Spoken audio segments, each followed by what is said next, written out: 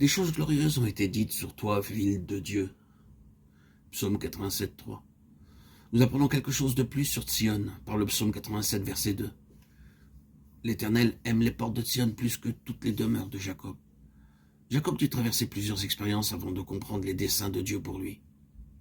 Toutes les demeures de Jacob, dans le psaume 87, verset 2, parlent de tout ce qu'il fit de lui-même, ses propres efforts, ses luttes et ses combats, tous ses efforts humains pour obtenir la bénédiction de Dieu. Il essaie d'obtenir la portion du premier-né par des méthodes humaines. Les portes de Sion, l'amour de Dieu est pour Sion. L'Écriture dit « L'Éternel aime les portes de Sion ». Si nous aussi nous désirons jouir de l'amour de Dieu dans sa plénitude, nous devons devenir une partie de Sion. Ce n'est qu'à Sion que nous pouvons recouvrer toute perte. Ainsi, le Seigneur désire attirer continuellement notre attention vers Sion. Melchisédek, roi de Salem, fit apporter du pain et du vin. Il était sacrificateur du Dieu Très-Haut. Il bénit Abraham et dit « Béni soit Abraham par le Dieu Très-Haut, maître du ciel et de la terre. » Genèse 14, 18, 19. Ceci est la première référence à Sion dans la parole de Dieu. Le mot Salem signifie paix, et Salem ou Jérusalem est la cité de paix. Pour qu'Abraham ne soit pas séduit par le roi de Sodome, Dieu lui envoya Melchisédek, le roi de Salem, et le sacrificateur du Dieu Très-Haut, pour le bénir. Lorsque le roi de Sodome proposa toutes les richesses, Abraham refusa de recevoir même un cordon de soulier. Comment Abraham obtint-il une telle foi?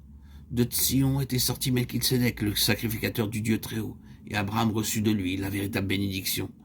Car Melchisédek le bénit au nom du Dieu Très-Haut, possesseur des cieux et de la terre.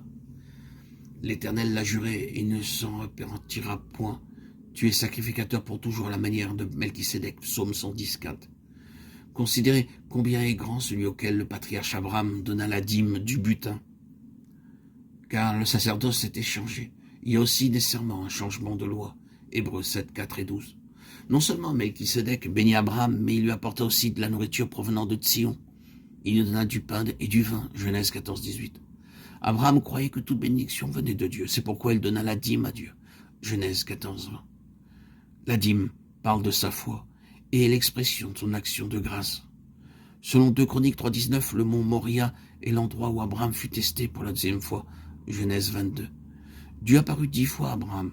Il lui apparut pour la 10e fois au mont Moria. Il dut être testé par 10 fois pour devenir l'ami de Dieu. Dieu l'amena à Sion pour passer son dernier test. Après cela, Dieu fut réellement lié à Abraham. Abraham avait obéi à Dieu, et il faisait tout ce que lui commandait Dieu. De même, lorsque vous entrez dans Sion sans crainte ni doute, Dieu se lie à vous. Vous pouvez demander à Dieu de faire n'importe quoi, et il le fera pour vous. Est-ce qu'un homme peut nous en donner autant? Ne vous tenez pas éloignés de la maison de Dieu, ne la méprisez pas, ne méprisez pas la communion des saints de Dieu, mais prenez votre pleine part dans la maison de Dieu. Alors vous recouvrerez certainement toute perte. Ces 2 leçons de la vie d'Abraham sont très importantes à apprendre. Honorez Dieu par votre moyen de subsistance et reconnaissez que Dieu seul peut vous bénir. C'est la première leçon. La deuxième, c'est de venir dans la maison de Dieu avec une foi simple mais solide. Alors vous serez entièrement et pleinement liés au dessein de Dieu.